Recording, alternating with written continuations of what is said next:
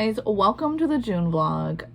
I am sitting here actually editing May's vlog, and it left off on my father having a biopsy tomorrow, and so I wanted to touch base with what happened with that. Basically, it left off so short, like in so many short words or whatever, is that he's a cancer survivor. He's already had cancer 2 different times, 2 different kinds of cancer, and beat them. So he gets monthly blood works and MRIs and stuff.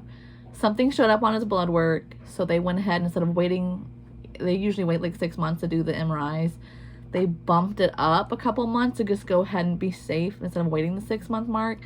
Something showed up on the scan, so they scheduled a biopsy. So Friday, I took him to go get the biopsy. I go to pick him up, and he is just not his normal mood. You can tell that clearly something is wrong, and I was like, hey, what's going on? And he shows me a text message where, you know, when they schedule the biopsy, his doctors and stuff like, oh, don't worry, it's just a biopsy. Sometimes stuff comes back benign, you know, don't stress it. The text message was from a cancer treatment center that he's been to before, basically saying, hey, your doctor like prescribed cancer treatment or whatever. Will this date work for you? Can you let us know, confirm yes or no, if you can make it? And that's how he found out he had cancer. And he's just like dwelling that, oh my God, it's cancer for sure. It's back. It's come back. I'm going to have to go through this treatment again. And I was like, hey, we got to go get the biopsy still. You never know. And he was like, no, because my doctor prescribed it. So clearly he's seen something that was, you know, pretty bad, or they know more than they're leading on. And I'm just like, how fucked up is that to get that in a text message? That's how you find out. Like, that's the American health system. And it gets worse. So I take him to the biopsy, and they tell him, like, we're back in this, like, not a waiting room, but I guess it's, like, for intimate family, kind of. Like, they're prepping his, like, IV and stuff. And they're like, oh, by the way, you're going to be awake during the procedure. And he was like, what? They're like, yeah, you know, you've already had a lot of surgeries, and we don't know what's to come, so we just don't want to put you down under if we don't have to. And he was like, oh, okay. So basically the biopsy procedure, what they did was like a giant, kind of like an MRI machine. And they put this mesh material over his chest and bolt him to the table. His arms are like up like this. He can't move. And they slide him into the machine with a grid sticker on his abdomen, like a grid marks. And they pull him out. They count how many grids over, and like kind of put like a Sharpie mark. Basically where they're going to be doing the biopsies. And he was awake the whole time, and every time they go, the biopsy needle was huge, by the way. Every time they go through a layer of your abdomen, it's like this giant popping noise, and he would like wince in pain, and they would say, hang on, we're going to give you more numbing cream, and they would put more numbing cream in, but then the next time they would go through another layer, he would like cry out in pain. It was awful, and they took 5 biopsies like that. And I just can't wrap my head around how it's 2024 and this barbaric way of getting biopsies is how we're still doing things.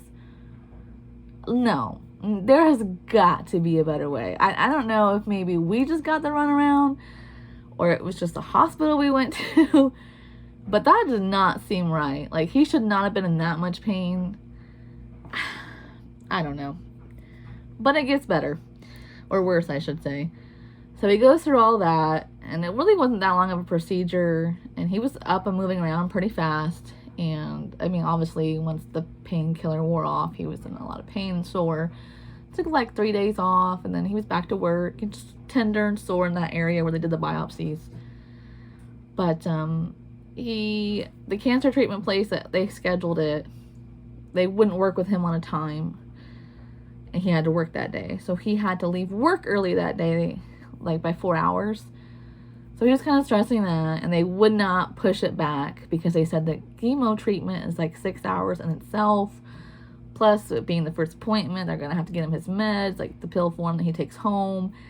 And they want to do something new. I've never heard of this before. It's called a chemo pump. I don't know what it looks like. I don't know what it's going to be like, but he's taking it home to do chemo. So he'll have his normal 6-hour chemo treatment, and then the pump he'll take home for 48 hours, they said, and then he'll have pills every day on top of it, every week. So he takes off early, And his job is pretty dirty. So in order to get like the port and everything, he's got to go home and get a shower and stuff. So he rushes home, showers, changes, rushes over to the chemo place, the treatment center. And they say, oh, well, we can't give you your treatment today because your biopsy results haven't come back yet. How messed up is that? I was mad for him. Like, I was like, oh, that makes me so mad. And then I was like, what? Why would, I don't understand. They're saying, well, biopsies usually take about a week to come back. And I was like, okay, so his biopsy was Friday. Why would you schedule his first chemo treatment for the following Wednesday? If you knew it was going to take a week, why schedule it for half a week? And the day before, because his chemo was on a Wednesday, so that previous Tuesday and Monday would have been a work day for everybody who works in the office. Why did nobody call him and say, hey, the results aren't back yet? Don't worry about taking off work. Or don't worry about driving up here and stuff. Like, what if we had lived like, we don't live that far away. What if we lived like really far away? You know what I mean? So we're still waiting for his biopsies to come back, and his cancer treatment had been moved back like a week and a half, and kind of messed up because I was trying to lighten the mood because I could tell he was upset, and I was like, hey, you know, I'll look on the bright side. You don't have to start the treatment today. You get another week to just, you know, enjoy yourself, and this, you had the rest of the day off. Let's just go do something you want to go do, you know, distract yourself, you know, whatever. And he was just like so defeated. He was just like, no, I would have rather started it because now I have to go a whole another week and a half every day wondering what's growing inside of me, how fast is it growing inside of me, you know, how bad is it? And I was like, yeah, you're right, I'm sorry. And this poor guy. And I'm like, just America's health system at its finest. And by the way, in case you didn't know, because this is the third time he's had cancer, every time his insurance has raised their prices for him. His deductibles and his copays have been risen every time now. And this, he had to order that pump and everything through his insurance, and they let him know recently, like, oh, by the way, interest rates or whatever are going up. And he's like, yep, they did that on purpose. And I was like, that is so messed up. And he can't afford to go anywhere else because he needs the insurance for the treatment. And that's our health system. Hi, Kevin. Hi. We're getting ready for Camp Zool. Cha. And we got, starting our checklist, our packing list, so we don't forget anything. We got 3 camp outfit plus pajamas. And then we'll need 1 extra outfit for the day after camp to go home. Plus, we'll always take extra underwear and extra bras because we have broke down. Yeah. We have broke down on the way to the gathering, and if we had broken down on the way back. Yep, and I have to have extra bras just in case. Yes. And then I have 1 hoodie and 1 pair of pants in case it gets cold. My bedding, pillows, and sleeping cot because I don't sleep on the hotel bed because my back. I have our costumes, our mask for camp, shoes and socks, bathing suits, our shower stuff, and towels. We always take extra towels. Toiletries, contacts. We're taking some makeup for camp. Yeah. Should I take my bad touch gloves? I don't think you'll need them. It's going to be warm, but that's up to you. Yeah. We got our cooler, our snack and food tote, meds, which we're going to need to take extra meds and vitamins. Yes. That would be so gross. You know how dirty that glove would get if you did that? Oh, we should try it. Let's experiment. No. We got a backpack, which is right over here. This is what I take like to the gathering and now to camp. And I'm going to have bug spray, sunscreen. I'm going to have the hat that we made for... Oh, I can't show that in the vlog, can I? Not unless you put the vlog out after. It'll be the end of June. Yeah. Okay. There's Gage's hat that we made him. And I'm also going to take a bed sheet. I don't know what camp's going to be like, but at the gathering, having a small twin bed sheet to lay out in the grass was really nice. And then our camping chairs, and we'll leave them in the car in case we need them. And then we're taking our dogs this year. So I just put dog food, water, puppy pads, meds, towels, soap, leashes, kennel, dishes, toys. We'll take one toy. Lots and lots of toys. One toy. And then I got tripod, chargers, the battery bank, and my neck clip. And we might take the stick too. Oh, the selfie stick? Yeah. Unless we break down and buy one of those gimbals off of TikTok. You're gonna love it. I swear to God, you will. Here's my concern with those. Let's stick this into this. When I go to concerts and I live stream like shows and stuff, I have a necklace that has a clip on it that goes on my phone. Yeah. Oh, you have strap on. Yes. Yes, my strap on. So I feel really secure with that because at concerts, people are dancing and bumping into each other. And if I drop my phone, it's not going to go anywhere. Yeah. My worry is like with a gimbal like that, some asshole could come over and try to knock it out of my hand just to be an ass. I think a lot of them have wrist straps though, to where you can either put the wrist strap on or put that on. Okay, if it had a wrist strap, yeah, then I would be more open to it. The only thing is that leaves me no hands. Like with my strap on, as you call it, yeah. I can let go of that and let it hang for a minute and fix my pants or fix my shirt or itch my back. But with the gimbal on my wrist, I could not do that. Well, if it was on your strap on, you could. You could let it just dangle. Yes, that's true. Yeah, baby. Yeah. You're so handsome. Look at that. Yesterday was 25 years of amazing chocolate. It's not the jersey, it's the beard. It's your face. It's a combination, I think. It's just your face. So you're saying if I took all my clothes off right now, I would still be quote unquote beautiful? You would be beyond beautiful. You would be the most beautiful thing in this whole room. Oh, no, that's not true because you're in here. In my eyes, he would be the most beautiful thing. Good save. Are you getting excited for camp? I am. I am too. Yeah, it hasn't totally fully hit me yet, but like, yeah. Seeing people talk in Discord about it has me excited. And we're taking the pups. This one's got bloody diarrhea today. She's not doing too good, which has been an ongoing thing. Seems like every week we have a couple of days of just bloody diarrhea everywhere. But good thing she's puppy pad trained, huh? You're such a good girl, and she tries so hard to make it on the pad. Yeah, you do. You're a good girl. You really are. She tries so hard and gets so far. I love you, Puddin'. And she's getting so old. I'm just trying to prepare. Me and DC have this about, what would you say, like once a month-ish? Maybe once every 2 months, where now it's just kind of like, oh, it's time. It's getting close, and then she pulls out of it. Yeah. And twice now, we actually seriously thought. And Dad came over to see her one more time because we didn't know how bad things were getting, and then she pulled out of it. Okay. So sad, but it has to be done. Oh, now you're filming. I get in trouble mowing with flip-flops on. But apparently DC can chop wood. That's right. So basically, if you see my video of my music trunk or concert trunk that I got rid of, we are cleaning out the basement. We are completely reorganizing it. We're going to have shelves down there and totes. It's going to be amazing. We're going to have a functional space to use and have parties and get-togethers.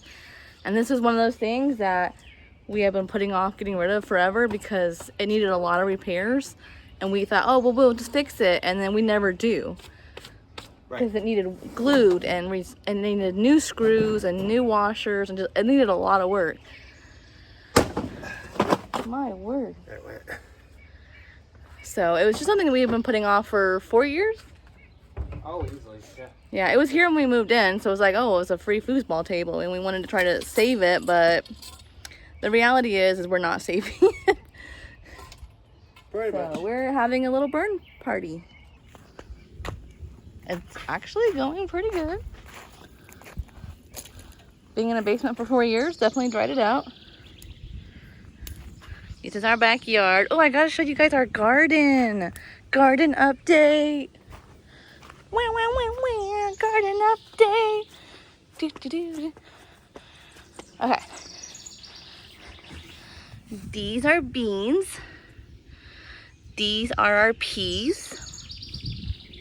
And I reused a broken wind chime that was gonna go in the garbage and some yarn.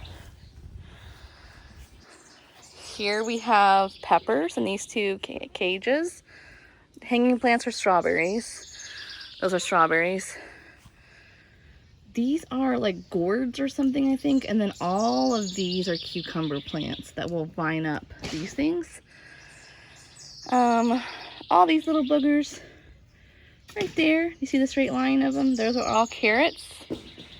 And then the laundry hamper is potatoes. All of these are carrots. And then this is going to be next year's project. I'm going to expand the garden. These are corn. And then this is corn as well. And then this hosta, once it goes dormant, I'm going to dig up the bulbs this fall and replant it over there.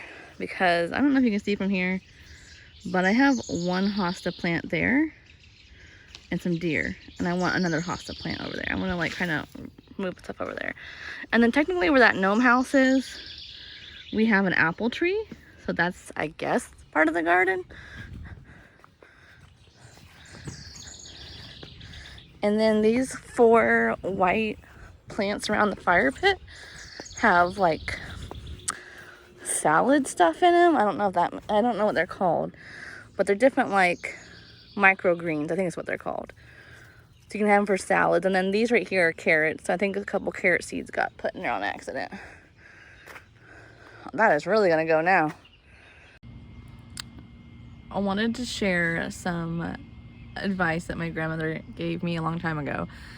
And it was basically that if you're going to be poor, you have to learn skills and be useful, because you can't be like unskilled or like useless and poor. So if you're rich, you have that luxury of just paying someone to do something for you. But if you're poor, you don't have that luxury. And so the saying is if you want nice things, you got to work for it. So this, and what made me think about it was because this was before, this is my swing, and then the top part I'm painting. And you can see like how much of a difference that really makes. And I just had this thought, like the last time someone was at my house, they made this comment about like, ooh, like we must be made of money, like wish I had nice patio furniture like you. And I thought, like, bitch, this shit wasn't handed to me. Like, it's nice because we work for it, you know? I come out here once a year and I paint the swing. About every couple weeks, I hose down all the patio furniture with the hose, and I take a scrub brush and soap. The gravel, I have to spray weed killer or pull weeds by hand. So it's kind of like, I don't know, I'm sitting here painting and I'm like, oh my god, this like swing looks so nice. And then I thought about that person who made a comment the last time they were over here. And I was like, oh, watch, they're gonna like fucking make another comment. Like, oh, wish I had money for a new swing. And it's like, no, it's not a new swing. I just painted the old one. And I keep up on it. And if you know, want nice things, you have to work for it. So unless you're rich, then you can just buy a new one. But if you're not rich and you want nice things, then you gotta work for it.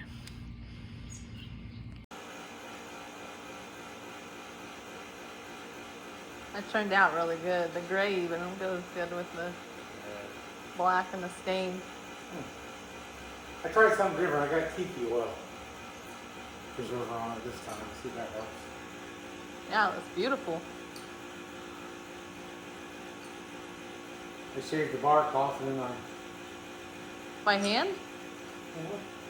Oh, tool. Well,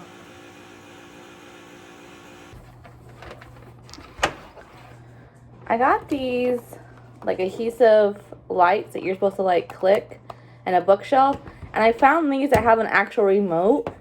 And not only does it have an on and off, it has like timers and stuff. So I'm going to put these in my bookcase for my Goosebumps books. Wow, look at the difference that makes compared to this one. Now this one's the one that has all of my Goosebumps books in it. So you just peel the adhesive off the back. And then you just find where you want to stick it. And there you go. Now I can see all my Goosebumps books. I do want to eventually like move this stuff. And then I want to do like 2 stacks where I have like something behind it that raises the back row and then the front row is in front. But we'll get there slowly. You just sitting on your ramp? What are you doing? What are you doing, Mimi? I'm just hanging around. She's just sitting there. Even Mia's like, what are you doing? Ming Ming. There you go. Oh. What are you doing? You're just hanging out.